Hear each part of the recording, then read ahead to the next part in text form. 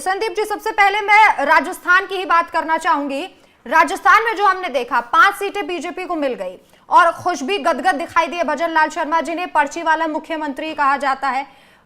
कांग्रेस का क्या over confidence था कि कांग्रेस इतनी पिछड़ती हुई दिखाई दी? क्योंकि उपचुनाव में कांग्रेस ने पूरी मेहनत तो की थी, लेकिन कहां कहां कमी रह गई कि जिस सीट पर जो कांग्रेस का गढ़ थी, झुंझुनू की सीट, वहां पर बीजेपी जीत गई।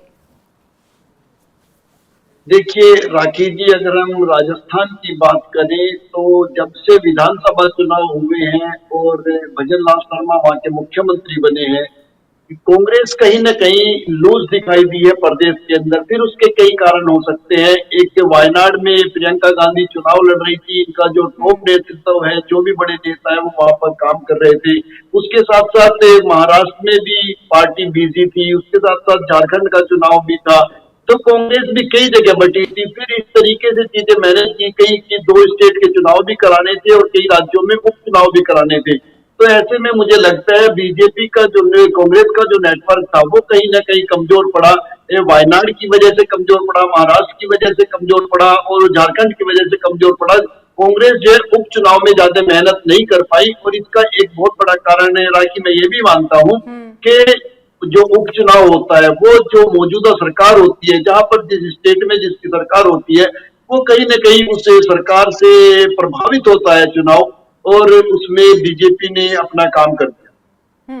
संदीप जी, हनुमान बेनीवाल आरएलपी पार्टी जिनके जो सांसद बन गए, दिल्ली चले गए, उन्होंने बड़ी बड़ी बातें कही। उन्होंने कहा कि खीवसर की सीट तो हमारी ही रहेगी, नागौर तो हमारा ही रहेगा। तीसरी बड़ी पार्टी राजस्थान में बन जाती अगर उनकी पत्नी ये चुनाव जीत जाती तो। क्या लगता है कि हनुमान बेनीवाल का जो बड़बोलापन है वो बहुत ज्यादा दुख दे गया कि क्षेत्रीय पार्टी इतनी ताकतवर होते हुए भी वहां पर हार गई और बीजेपी वहां पर जीत गई?